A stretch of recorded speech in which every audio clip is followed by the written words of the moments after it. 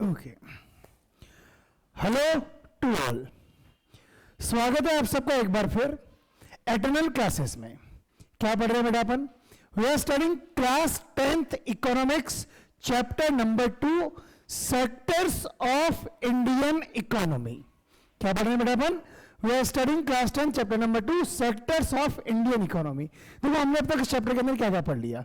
हमने डिस्कस कर लिया प्राइमरी सेक्टर क्या होता है, हमने डिस्कस कर लिया सेकेंडरी सेक्टर क्या होता है, हमने डिस्कस कर लिया टर्शियरी सेक्टर क्या होता है। आज जो टॉपिक हम आपके लिए लेकर आए हैं उस टॉपिक की हम शुरुआत ये करेंगे कि हिस्टोरिकल चेंजेज इन सेक्टर्स। क्या है बेटा हमारे टॉपिक का नाम? हमारे टॉपिक का नाम है हिस्टोरिकल चेंजेज इन सेक्टर्स। मतलब क्या होता है भैया इसका? देखो एक बात समझना, कोई भी कंट्री हो, किसी भी कंट्री की इकोनॉमी किस पे डिपेंड करती है? इन सेक्टर्स के डेवलपमेंट पे ही डिपेंड करती है कि कौन से सेक्टर ने किसी भी कंट्री के, कौन से सेक्टर ने किसी भी कंट्री की इकोनॉमी के कौन से सेक्टर ने कितना डेवलपमेंट किया है। उस डेवलपमेंट को अगर हम समझें तो समय के साथ primary sector, secondary sector, tertiary sector, इन तीनों का रोल चेंज होता रहता है। रोल चेंज होता रहता है मतलब देखो आपको ना आपकी बुक में ग्राफ दिया हुआ है, ठीक है। इस ग्राफ को अगर अपन एनालाइज करते हैं, इस ग्राफ को अगर हम ध्यान से पढ़ते हैं और इस ग्राफ को अगर हम समझने का प्रयास करते हैं तो आपको क्या देखने को मिलेगा? देखो यहां पर देखो कि अगर 1973 और 74, कब की बात करें मैडम? 1973-74, इस समय हमारी कंट्री की इकोनॉमी बहुत छोटी इकोनॉमी हुआ करती थी, लेकिन आज हमारी इकोनॉमी बढ़ गई है। लेकिन इस छोटी इकोनॉमी में देखो आपको दिख रहा होगा ग्रीन कलर का जो साइन है वो किसका है? टर्शियरी सेक्टर का। रेड कलर का साइन किसका है? सेकेंडरी सेक्टर का। और ब्लू कलर का कौन सा है बेटा? Primary sector. तो इसमें आपको दिख रहा होगा कि इतनी छोटी इकोनॉमी में भी सबसे बड़ा कंट्रीब्यूशन किसका है बेटा? प्राइमरी सेक्टर का। सेकेंडरी सेक्टर का कंट्रीब्यूशन बहुत थोड़ा सा है और उसके बाद किसका है? टर्शियरी सेक्टर का। लेकिन आज के समय में 2013-14 में देखें तो देखो कितना चेंजेस आ गया है, क्या शिफ्ट आपको देखने को मिला है। जहां पर पहले प्राइमरी सेक्टर का सबसे मेजर कंट्रीब्यूशन देखने को मिलता था, आज की डेट में हमारी पूरी इकोनॉमी में प्राइमरी सेक्टर का कंट्रीब्यूशन बिल्कुल कम हो गया। सेकेंडरी सेक्टर का कंट्रीब्यूशन पहले भी कम था, पहले बिल्कुल कम था, आज भी सबसे मतलब आज सेकंड नंबर पे है। पहले सेकेंडरी सेक्टर का सबसे कम था, आज प्राइमरी सेक्टर का सबसे कम है।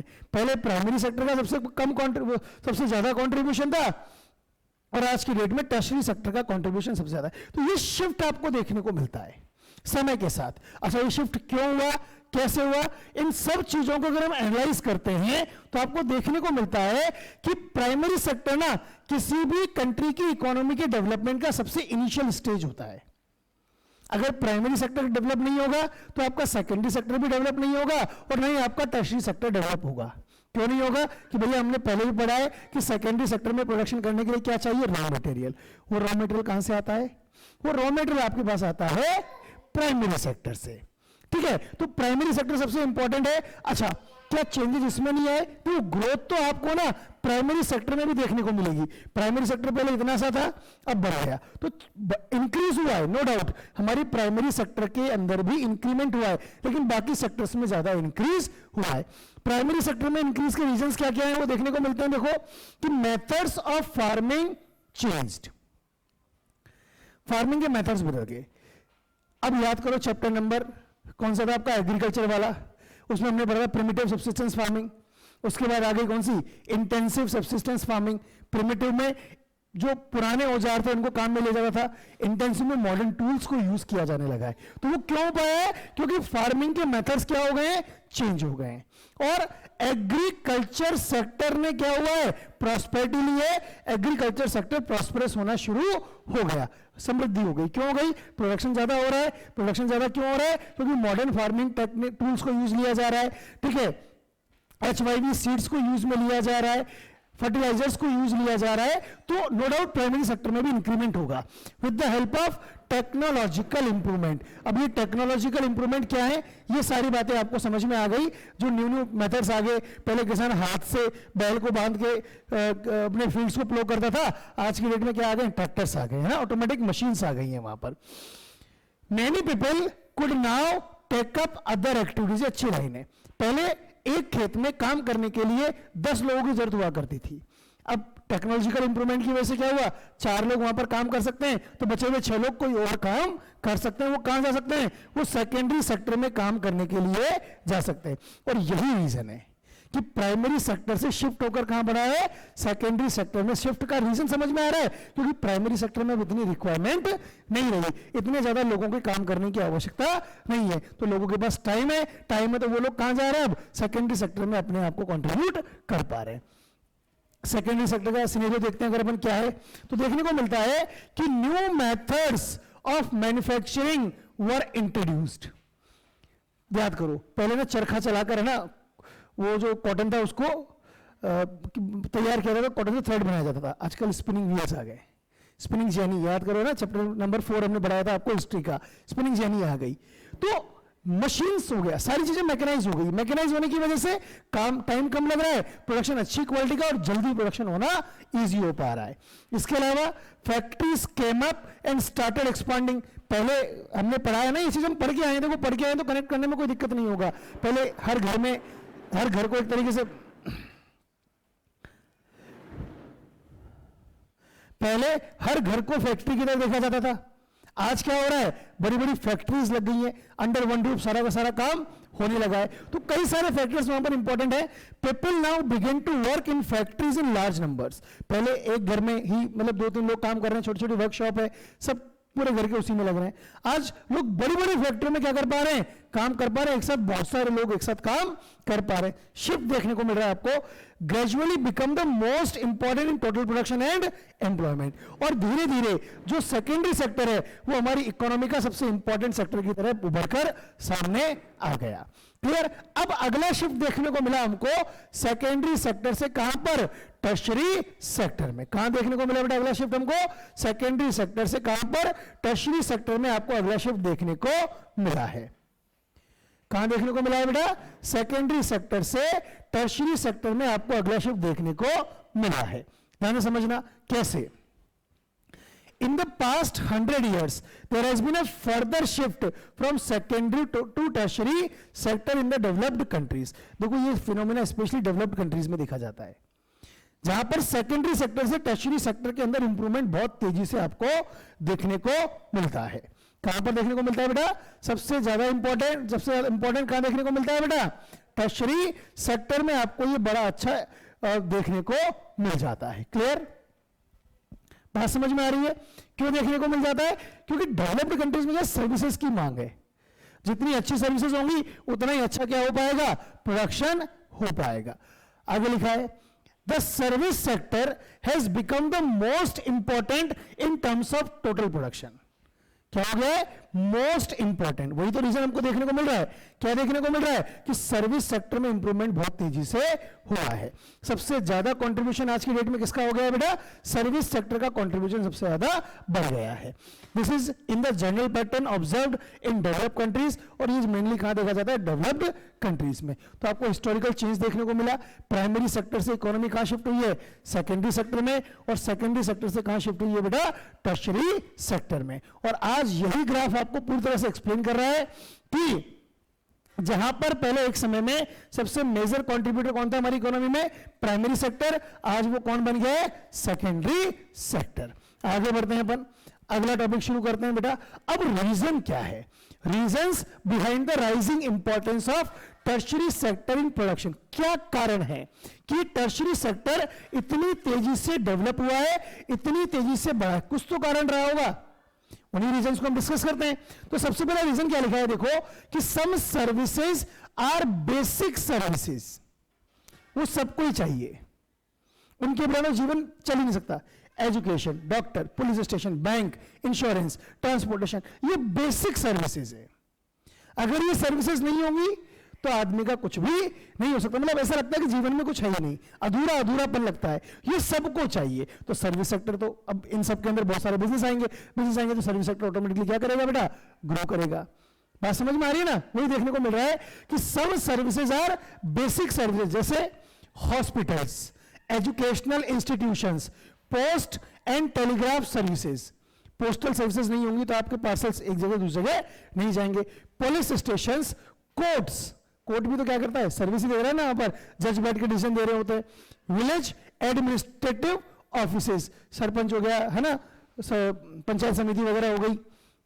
Municipal corporations, defence, transport, banks, insurance companies etcetera. In a developing country, the government has to take responsibility for the provisions of these services. और डेवलपिंग कंट्री में सरकार की जिम्मेदारी है, मतलब पब्लिक सेक्टर की बड़ी जिम्मेदारी है इन सारी सर्विसेज को डेवलप करना। पब्लिक सेक्टर के साथ साथ प्राइवेट सेक्टर को भी अपॉर्चुनिटी दी है कि वो भी इन सर्विसेज के अंदर क्या कर सकती है, वर्क कर सकती है। जब दोनों सेक्टर लग रहे हैं तो इनका तो इंप्रूवमेंट होना ही होना है। क्लियर है? पहला रीजन समझ में आता है। सेकेंड रीजन आपको देखने को मिलता है कि the development of agriculture and industry. Agriculture का डेवलपमेंट हुआ, प्रोडक्शन बढ़ा, प्रोडक्शन बढ़ा तो उसका कंजप्शन एक साथ नहीं हो सकता, समझना। अब एक बहुत छोटा सा सिनेरियो समझो बेटा यहां पर कि क्या होगा कि एग्रीकल्चर का डेवलपमेंट हुआ। अब एग्रीकल्चर के डेवलपमेंट से हमारा मतलब क्या है? एग्रीकल्चर का डेवलपमेंट का इंपैक्ट क्या होता है कि आपका प्रोडक्शन इंक्रीज हुआ है, बहुत बंपर लेवल पे प्रोडक्शन इंक्रीज हुआ है। अब प्रोडक्शन अगर इंक्रीज होगा बेटा, बहुत ध्यान से समझना चीजों को अच्छे से, प्रोडक्शन अगर इंक्रीज होगा तो इसको क्या पूरा एक साथ कंज्यूम हो जाएगा? हमें टाइम चाहिए इसके कंजप्शन के लिए। जहां प्रोडक्शन हुआ है वहीं पर कंजप्शन हो जाए वो जरूरी नहीं है, इनको एक जगह से दूसरी जगह मूव करवाना पड़ेगा। तो जितना ज्यादा प्रोडक्शन बढ़ेगा उतनी ही ज्यादा इनको स्टोरेज की रिक्वायरमेंट बढ़ रही है और उतना ही ज्यादा क्या बढ़ रही है, ट्रांसपोर्टेशन की रिक्वायरमेंट भी बढ़ रही है। और ये दोनों किसके हैं? सर्विस सेक्टर के पार्ट है। सेम चीज आप किस में ले लो, इंडस्ट्रीज में। इंडस्ट्रीज का डेवलपमेंट हो रहा है, इंडस्ट्रीज बहुत ज्यादा बढ़ रही है, ऑब्वियसली बात है प्रोडक्शन भी बढ़ रहा है, प्रोडक्शन बढ़ रहा है तो गुड्स का एक जगह से दूसरी जगह मूवमेंट भी बढ़ रहा है वहां पर। क्लियर? तो वो सब सर्विस सेक्टर का ही हमारे पास एक रीजन है डेवलपमेंट होने का। So the development of agriculture industry leads to the development of services such as transport, trade और स्टोरेज। क्लियर? और एक रीजन देखते हैं हम कि एज इनकम लेवल राइजेस, देखो समझना, अब लोगों की इनकम बढ़ी है, ऑब्वियसली बात है। पहले कोई आदमी 1,000 रुपये महीने की कमाता था, बहुत बड़ी बात थी, आज 1 लाख रुपए वो कमाने लगा है। अच्छा, इनकम बढ़ने के साथ क्या हुआ, खर्चे भी बढ़ते हैं। खर्चे कैसे बढ़ते हैं? रोटी वही खानी है, रहना उसी मकान में। आज भी लोग 100 साल पुराने मकान में रह रहे हैं, चलो नया मकान बना भी लिया तो एक बार बना लिया, लेकिन उस मकान में चीजें कितनी सारी चाहिए। पैसा बढ़ा है, इनकम बढ़ी है, लोगों का घूमने फिरने का शौक बढ़ा है, आउटिंग करने का शौक बढ़ा है। यार चलो आज तो बाहर खाना खा के आएंगे, तो भैया खाना तो घर में भी वही है, और बाहर खाना खा के आओगे तो खाना तो वो भी वही है, बस रेस्टोरेंट में खाओगे तो रेस्टोरेंट वाला एडिशनल क्या देगा, सर्विसेज देगा। खाना तो वही खाना है ना, उसको तुम घर में बना के खा रहे हो, तुमको सर्विस नहीं मिल रही है। बाहर जाके खाओगे तो वो सर्विस का पैसा आपसे एक्स्ट्रा चार्ज कर रहा है, तो वो सर्विसेज की डिमांड अपने आप वहां पर बढ़ी। हम कहते हैं ना, जहां पे अच्छी सर्विस मिलेगी वहीं पर खाना खा के आएंगे। टूरिज्म बढ़ेगा तो सर्विस सेक्टर ऑटोमेटिकली इंप्रूव होगा। Certain sections of people start demanding more services like eating out, बाहर जाके खाना खाना, टूरिज्म, घूमने फिरने जाना, शॉपिंग करने जाना, प्राइवेट हॉस्पिटल्स में जाना पसंद करते हैं, प्राइवेट स्कूल्स में जाना पसंद करते हैं, प्रोफेशनल ट्रेनिंग्स के लिए लोग जा रहे हैं। आज कोई गिटार बजाना सीख रहा है, वो लोग उसके भी बड़े बड़े चार्ज करते हैं, तो वो क्या है, सर्विस सेक्टर ही तो है, कोई प्रोडक्ट थोड़ी मिल रहा है वहां पर, सर्विसेज ही मिल रही है, तो सर्विस सेक्टर ऑटोमेटिकली इंप्रूव होना ही होना है। और आगे बढ़ते हैं, अपन क्या लिखा है कि ओवर द पास्ट डिकेड और सो सर्टेन न्यू सर्विसेज इमर्ज्ड। बहुत सारी नई नई सर्विसेज भी आ गई जो पहले कभी किसी ने देखी नहीं थी, आजकल वो आ गई हैं, हमको आजकल मिलती है और हम उनको सबको लेते हैं और उसके ऊपर भी हमारा पैसा खर्च होता है, इसलिए सर्विस सेक्टर क्या हो रहा है, इकोनॉमिकली बूम कर रहा है। Such as those based on information and communication, internet, cellular phones, पहले के जमाने में कहां होते थे, आज होते हैं, हम उनको यूज कर रहे हैं, वो सर्विस सेक्टर का ही आपका एक एग्जांपल है। Have become important and essential. The production of these services has been rising rapidly. So this part is, अच्छा ये यहां तक क्लियर है बेटा।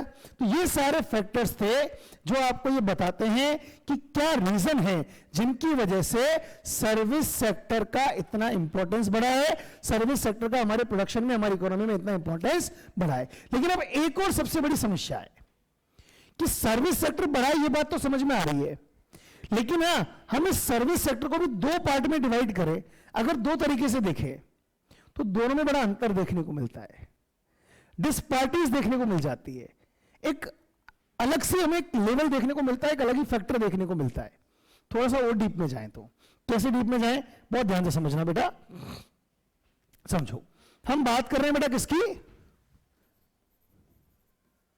सर्विस सेक्टर की। अब एक बात समझो कि क्या इस सर्विस सेक्टर को मैं दो पार्ट में बांट दूं।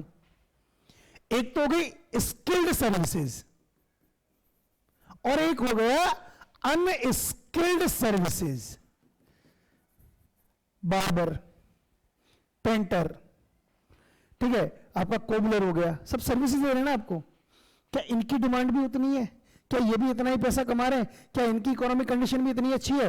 दूसरी तरफ स्किल्ड सर्विस देने वाले लोग, इंफॉर्मेशन टेक्नोलॉजी सेक्टर में काम करने वाले लोग, आईटी सेक्टर में काम करने वाले लोग, डॉक्टर्स हो गए, लॉयर्स हो गए, टीचर्स हो गए, ये अच्छा अर्न कर रहे हैं। तो जो डिमांड बढ़ी है, जो इकोनॉमिक ग्रोथ हुई है, इकोनॉमिक ग्रोथ वो किसकी हुई है? स्किल्ड सर्विस सेक्टर की। डिमांड आज भी अनस्किल्ड की ज्यादा है, शुरू से ज्यादा है, लेकिन इनका पेमेंट बहुत कम है, इनको इतना पेमेंट नहीं मिल पाता, ये लोग अपना जीवन यापन ही बड़ी मुश्किल से कर पाते हैं। डिमांड इनकी ज्यादा है और इनकम इनकी ज्यादा है, एक ही डिस्पार्टी हमें देखने को मिल जाती है। क्लियर? तो देखते हैं इसको अपन, disparities in the growth of service sector की बात करें तो देखो, सर्विस सेक्टर पहला, employs many different kinds of people, कई तरह के लोग होते हैं सर्विस सेक्टर में। इसमें पहला एग्जांपल लिया कि जहां पर लिमिटेड नंबर ऑफ सर्विसेज, जहां पर सर्विसेज की जो लिमिट है ना वो कम है, मतलब कम लोगों की रिक्वायरमेंट होती है, जहां पर लोगों की रिक्वायरमेंट कम होती है। अभी बताया मैंने कौन से होंगे? स्किल्ड। कौन से होंगे? Skilled, highly skilled and educated workers होंगे। दूसरा, लार्ज नंबर ऑफ सर्विसेज, जिनकी डिमांड बहुत ज्यादा है। कौन होते हैं वो? Unskilled and uneducated workers. Problem क्या है कि engaged in services such as small shopkeeper, repair person, जो गाड़ी वगैरह सही कर रहे होते हैं, है ना, वो सब सर्विस सेक्टर में आते हैं। ट्रांसपोर्ट पर्सन, जो ड्राइवर वगैरह, कंडक्टर वगैरह, क्या इनकी इनकम भी उतनी है जितना स्किल्ड और हाईली स्किल्ड और एजुकेटेड लोगों की नहीं है? barely manage to earn a living, बड़ी मुश्किल से कोई पैसा कमा पाते हैं, and yet they perform these services because no alternative opportunities for work are available to them. बहुत कम पैसा कमा रहे हैं, इतना भी पैसा नहीं कमा पाते कि अपना जीवन यापन कर सकें, फिर भी काम कर रहे हैं। क्यों कर रहे हैं भैया? क्योंकि उनके पास कोई दूसरा काम करने के लिए है ही नहीं, कुछ और उनको आता ही नहीं। एक प्लम्बर प्लम्बिंग का काम कर रहा है, अब उसको छोड़ के भैया तो अच्छा काम कर, वो इतना पढ़ा लिखा ही नहीं, इतना एजुकेटेड नहीं है, कोई और काम कर नहीं सकता, बस प्लम्बिंग में अपना गुजारा कर रहा है वो। क्लियर है बेटा? और देखते हैं अपन, अब देखो आपको ना एक डेटा देखने को मिलेगा यहां पर, where are most of the people employed, कौन से सेक्टर में कितने लोग काम कर रहे हैं, क्या इसमें भी कोई शिफ्ट देखने को मिला है? अब देखो, एक शिफ्ट समझना आपने एक शिफ्ट क्या देखा है यहां पर कि प्राइमरी सेक्टर, देखो पहले एक इस शिफ्ट को ना ध्यान रखना, ये जो हमने अभी एक ग्राफ दिखाया था आपको, इसको ध्यान रखना। प्राइमरी सेक्टर में ग्रोथ हुई, लेकिन प्राइमरी सेक्टर का शेयर सबसे कम हो गया। किसमें? जीडीपी में। जीडीपी में शेयर क्या हो गया? प्राइमरी सेक्टर का कम हो गया, और सबसे ज्यादा शेयर कहां पर आ गया? सर्विस सेक्टर के पास। सेकेंडरी सेक्टर पहले सबसे कम था और अब सेकंड नंबर पर आ गया। लेकिन क्या, अब देखो ऑब्वियस बात है ना कि अगर सर्विस सेक्टर का ग्रोथ इतना ज्यादा बढ़ा है, सेकंड से टॉप पे आ गया है, इसका मतलब number of people should working, highest number of people should working in the service sector. If service sector is the largest in the GDP, then it should be, मतलब हमें ये बिल्कुल कंफर्म होना चाहिए ना। क्या कंफर्म होना चाहिए? कि भैया ज्यादा, सबसे ज्यादा लोग भी फिर कहां काम कर रहे होंगे? सर्विस सेक्टर में काम कर रहे होंगे। प्राइमरी सेक्टर सबसे छोटा सेक्टर है जीडीपी में, तो सबसे कम लोग प्राइमरी सेक्टर में काम कर रहे होते हैं, लेकिन ऐसा है नहीं। आज भी सबसे ज्यादा लोग कहां काम कर रहे हैं? प्राइमरी सेक्टर में। तो क्या वहां जाके घास छीलते हैं क्या वो? जब वो कुछ कर ही नहीं रहे हैं, मतलब सबसे ज्यादा लोग काम कर रहे हैं, जीडीपी में उनका प्रोडक्शन सबसे कम आ रहा है, तो करते क्या है वो वहां पर? इसका मतलब वो काम नहीं करते हैं, इसका मतलब वो अनएम्प्लॉयड है, जो काम करते हुए दिखते हैं लेकिन काम एक्चुअल में उनका प्रोडक्शन कुछ भी नहीं आ रहा है। मतलब वो वहां पर बैठे हुए काम कर रहे हैं क्योंकि उनके पास कोई और ऑप्शन नहीं है। अगर उनको वहां से हटा दो तो भी एग्रीकल्चर सेक्टर के प्रोडक्शन पे कोई इंपैक्ट नहीं आएगा। अब याद करो, ये आपको मैंने क्लास 9th के अंदर पढ़ाया था कौन सा अनएम्प्लॉयमेंट होता है बेटा? ये डिसगाइज्ड अनएम्प्लॉयमेंट ये कहलाता है। तो ये आपको प्राइमरी सेक्टर में सबसे ज्यादा देखने को मिलेगा। क्लियर? तो वही शिफ्ट आपको देखना है, वही शिफ्ट आपको यहां पर समझना है। क्या लिखा है, क्या यहां पर दिया हुआ, ध्यान देना, बहुत अच्छे से समझना। Share of sectors in GDP, GDP में सेक्टर्स की बात करें तो 1973-74 में सबसे हाईएस्ट जीडीपी में ग्रोथ किसकी थी? प्राइमरी सेक्टर की। और ऑब्वियसली बात है सबसे ज्यादा लोग भी कहां काम कर रहे थे? प्राइमरी सेक्टर में। थर्ड नंबर पे कौन सा था? Secondary sector. और सबसे थर्ड नंबर पे लोग भी कहां काम कर रहे थे? सेकेंडरी सेक्टर में। सेकंड नंबर पे कौन था? Tertiary sector. और उसी हिसाब से लोग काम कर रहे थे कहां पर? टर्शियरी सेक्टर में। ये बात समझ में आती है। लेकिन अचानक ये क्या हो गया भैया कि प्राइमरी सेक्टर का जीडीपी में कंट्रीब्यूशन सबसे कम, और फिर भी आज सबसे ज्यादा लोग, ऑलमोस्ट 44% लोग कहां काम कर रहे हैं? प्राइमरी सेक्टर में। ये बात थोड़ी समझ नहीं आ रही ना, मतलब कंफ्यूजिंग कर रही है, क्योंकि जब जीडीपी में प्रोडक्शन नहीं आ रहा तो इतने लोग वहां कर क्या आ रहे हैं? इसी को तो क्या कहेंगे बेटा हम? Disguised unemployment. सेकेंडरी सेक्टर में ठीक है, यहां पर ठीक है। और सबसे ज्यादा कंट्रीब्यूशन किसका है? टर्शियरी सेक्टर का। सबसे कम लोग यहां पर काम कर रहे हैं, केवल 31% लोग ही क्या कर रहे हैं? यहां पर काम कर रहे हैं। जीडीपी में कंट्रीब्यूशन कितना है इसका? ऑलमोस्ट 70%, ऑलमोस्ट, ठीक है। लेकिन काम केवल कितने लोग कर रहे हैं? 31%। मतलब ये ज्यादा काम कर रहे हैं या 24 घंटे काम करते हैं? नहीं, इनका प्रोडक्शन ही ऐसा है, कम काम करने पे भी इनकी वैल्यू बढ़ जाती है। एग्रीकल्चर सेक्टर में लोग ज्यादा लोग लगे हुए फिर भी वो काम, उनका प्रोडक्शन की वैल्यू कम आती है, and that is known as disguised unemployment. Clear? वो लिखा है the shift in GDP, GDP में जो शिफ्ट हुआ है ना, is not same to the share in the employment. जिस हिसाब से एम्प्लॉयमेंट में शिफ्ट हुआ है, जीडीपी में शिफ्ट उस हिसाब से नहीं हुआ है। क्लियर? बात समझ में आ गई? कंफर्म है यहां तक? आगे बढ़ते हैं अपन। और क्या दिया है बेटा अपने को? ध्यान देना कि why didn't a similar shift out of primary sector happen in case of employment. ऐसा क्या कारण है कि भैया प्राइमरी सेक्टर से एम्प्लॉयमेंट में और जीडीपी में जो शिफ्ट है ना, वो इक्वल नहीं है? सबसे इंपॉर्टेंट रीजन मैंने बता दिया आपको, डिसगाइज्ड अनएम्प्लॉयमेंट या अंडर एम्प्लॉयड। काम करते हुए दिख रहे हैं लेकिन काम कर नहीं रहे, उनसे प्रोडक्शन कुछ भी नहीं हो रहा है, तो वो देखने को मिलेगा। इट इज बिकॉज, क्या रीजन है? Not enough jobs were created in the secondary and tertiary sector. पहली बात तो वहां पर इतना काम नहीं है कि जो प्राइमरी सेक्टर में लोग ठहरे बैठे हैं ना, जो केवल काम करते हुए दिख रहे हैं, उनको पता है हम फालतू काम कर रहे हैं, हमारे यहां काम करने का मतलब नहीं है। लेकिन वो बात जाए तो कहां जाए? क्यों? क्योंकि सेकेंडरी सेक्टर और टर्शियरी सेक्टर में इतनी जॉब्स नहीं है। दूसरा रीजन देखने को मिलता है, even though industrial output or the production of goods went up by more than 9 times, production तो 9 गुना बढ़ा है, but during the period employment in the industries went up around 3 times। लेकिन एम्प्लॉयमेंट केवल 3 गुना बढ़ा है। रीजन?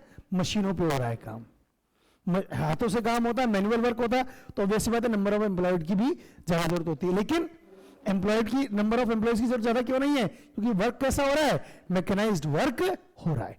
दो रीजन समझ में आ गए अपने को। थर्ड रीजन है कि भाई production in the service sector rose by 14 times, employment कितना बढ़ा है? केवल 5 times, क्योंकि एक आदमी 4 आदमियों के बराबर काम कर रहा है। More than half of the workers in the country are working in the primary sector, producing only about 1/6 of GDP। Production 16% कर रहे हैं और काम कितने लोग कर रहे हैं? आधे से ज्यादा लोग प्राइमरी सेक्टर में काम कर रहे हैं। इसी को क्या कहते हैं?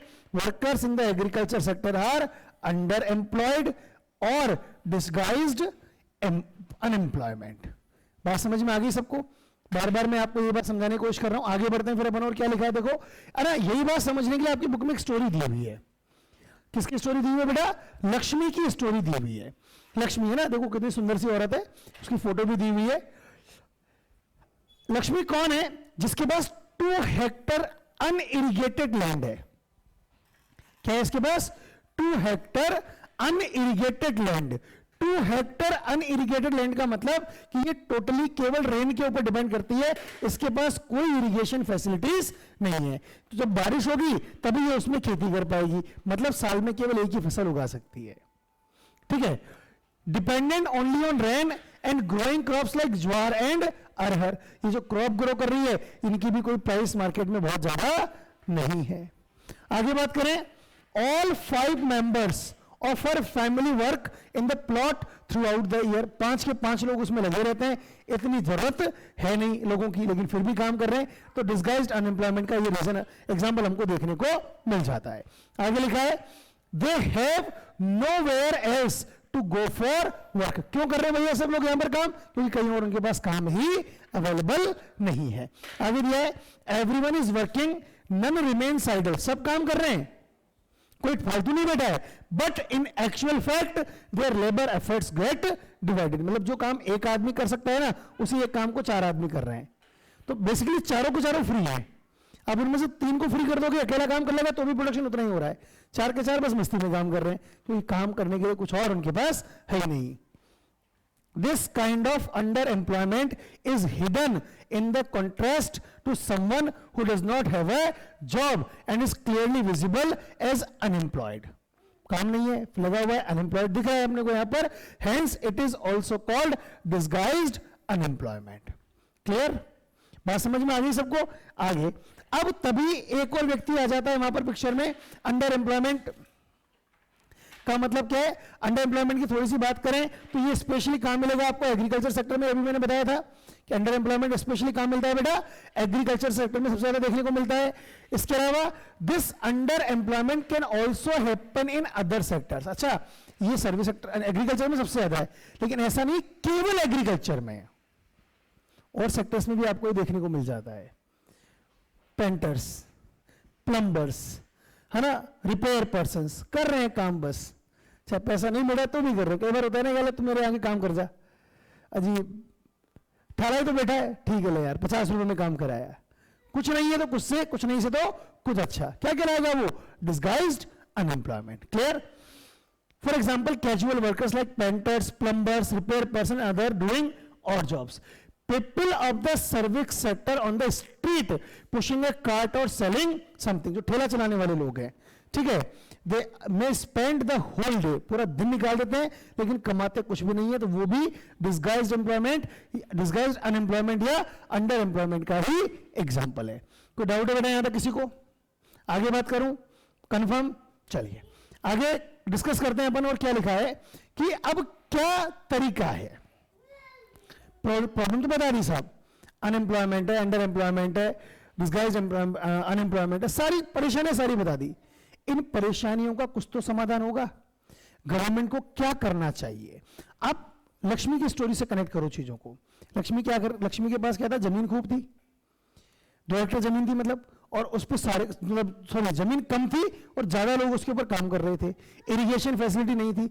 अगर उसको इरिगेशन फैसिलिटी मिल जाती है, सरकार अगर उसको लोन दे देती है, पैसा उसके पास आ जाता है थोड़ा सा कम इंटरेस्ट रेट पे, उसके पास फंडिंग का अरेंजमेंट हो जाएगा, तो वो अपने फील्ड में क्या कर पाएगी? कुआं बना लेगी, एक वेल डिग करवा लेगी, वेल उसको मिल जाएगा, तो वो इरिगेशन के लिए केवल रेंट पे डिपेंड नहीं रहेगी, तो एक साल में 4 फसल ग्रो कर सकती है, 4 नहीं तो 3 तो ग्रो कर ही सकती है। 3 फसल ग्रो करेगी तो 5 लोग जो ठाले बैठे हैं ना, वो भी उसके अंदर कुछ न कुछ कर पाएंगे, उनके प्रोडक्शन थोड़ा दिखने लगेगा, इनकम बढ़ेगी उसकी। वही बात लिखा है कि the government can spend some money और banks can provide a loan to construct a well for our family to irrigate land. बात समझ में आ गई? दूसरा, reduction in disguised unemployment, employment in construction work.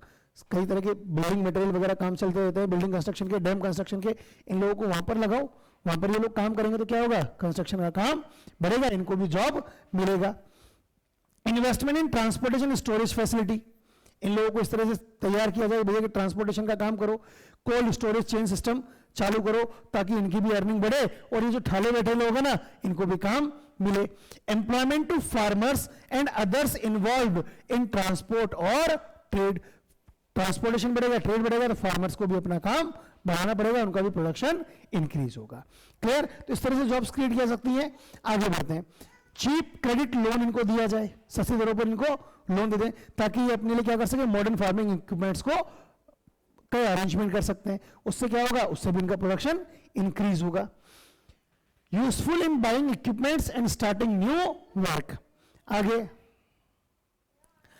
identify, promote and locate industries and services in semi-rural areas where a large number of people may be employed. कहाँ कर सकते हैं? Food processing, cold chain, storage में इनको काम मिल सकता है। यहां तक कोई डाउट नहीं है। अगला टॉपिक जो आपका आता है बेटा वो क्या है कि exploring new sectors for employment. तो सरकार क्या कर रही है? गवर्नमेंट इसके लिए कई सारे काम कर रही है। देखो, गवर्नमेंट की एक संस्था है जिसका नाम है नीति आयोग, जिसको पहले प्लानिंग कमीशन के नाम से जाना जाता था, उसका नाम बदलकर क्या कर दिया गया है? NITI Aayog, national institution for transforming India. क्या फुल फॉर्म है नीति की? National institution for transforming India, NITI Aayog. ठीक है बेटा। अब इसका क्या काम है भैया? इसने क्या किया है कि प्लानिंग कमीशन, जिसका नाम आज नीति आयोग है, इसका एस्टिमेट है that nearly 20 lakh jobs can be created in the education sector alone. केवल एजुकेशन सेक्टर में 20 लाख से ज्यादा जॉब्स क्रिएट की जा सकती है अगर उस एजुकेशन सिस्टम को प्रॉपर्ली डेवलप किया जाए तो। 20 लाख जॉब्स तो केवल कहां पर? एजुकेशन सेक्टर में। इसके अलावा similarly if we are to improve the health situation we need many more doctors, nurses, health worker सकता to work in rural areas. आज भी रूरल एरियाज में इनकी कंडीशन बहुत खराब है, डॉक्टर्स नहीं मिलते, नर्सेज नहीं मिलती है, वहां पर प्रॉपर ट्रीटमेंट नहीं है, इनकी स्थिति सुधारनी है तो इस फील्ड में भी आप जॉब क्रिएट कर सकते हो। If tourism as a sector is improved, अगर टूरिज्म सेक्टर को बढ़ावा मिले तो कितने 35 लाख से ज्यादा लोगों को इसके अंदर एनुअल वर्क मिल सकता है। तो 3 सेक्टर्स के ऊपर विशेष जोर है, एजुकेशन सेक्टर, हेल्थ सेक्टर और टूरिज्म सेक्टर। तो भैया सरकार ने अब तक कुछ किया है क्या इनके लिए? बिल्कुल किया है, बिल्कुल किया है। The suggestions discussed above would take a long time to implement। अच्छा, अब आपने कहते साहब एजुकेशन सेक्टर में बढ़ा देंगे, हेल्थ सेक्टर में बढ़ा देंगे, टूरिज्म सेक्टर में, लेकिन इसमें तो बहुत ज्यादा समय जाने वाला है, ये कोई बहुत जल्दी होने वाला काम तो है नहीं। क्विक सॉल्यूशंस क्या है? What are the quick solutions? तो क्विक सॉल्यूशंस की बात करें क्योंकि इन सब में बहुत टाइम जाएगा। The suggestions discussed above would take a long time to implement, इनमें बहुत समय लगेगा। For the short term we need some quick measures to solve the problems of unemployment। जल्दी कुछ करना पड़ेगा, वो क्या है? इसी बात को देखते हुए recognizing this, the central government in India made a law implementing the right to work। एक नया कानून बना दिया right to work कि हर आदमी को काम मिलने का अधिकार है। in about 625 districts in India, और उसका रिजल्ट देखने को मिलता है हमको MNREGA, Mahatma Gandhi National Rural Employment Guarantee Act 2005, MNREGA 2005। क्या है ये मनरेगा? मनरेगा क्या है? बात करेगा हम क्या है मनरेगा कि state founded work creation programme. हर स्टेट को जिम्मेदारी दी गई है कि अपने अपने यहां पर कुछ काम क्रिएट करें, काम नहीं है तो काम क्रिएट करें और लोगों को एम्प्लॉयमेंट प्रोवाइड करवाए। तो एकदम बावड़ियां खुदवा रहे हैं, तालाब खुदवा रहे हैं, रोड बनवा रहे हैं, उसमें इन लोगों को हायर किया जाता है। अंडर मनरेगा 2005 all those who are able to and are in need of work, ऐसे लोग जो काम कर सकते हैं और जिनको काम की आवश्यकता है, जो काम कर सकते हैं और जिनको काम की आवश्यकता है, स्पेशली कहां पर?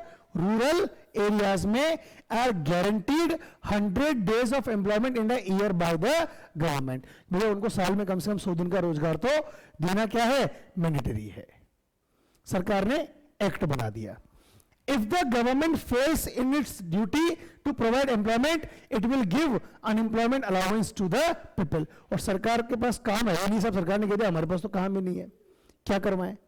मत करवाओ, काम नहीं है तो फिर इनको बेरोजगारी भत्ता दो, फ्री में पैसे दो, लेकिन इनको इनकम मिलनी चाहिए। The type of work that would in future help to increase the production from land will be given preference under the act. और स्पेशली ऐसे कामों के ऊपर जोर दिया गया जिनसे आगे एग्रीकल्चरल प्रोडक्शन में इंप्रूवमेंट हो सके। That's all about the MNREGA. Clear? So I hope आज की सारी बातें आपको समझ में आई होंगी। बाकी बातें हम नेक्स्ट क्लास में डिस्कस करेंगे। नेक्स्ट क्लास के अंदर हम इस चैप्टर को कंप्लीट कर देंगे, कुछ एमसीक्यूज भी डिस्कस करेंगे बेटा इसके हम। Till then, thank you class, keep learning, stay connected.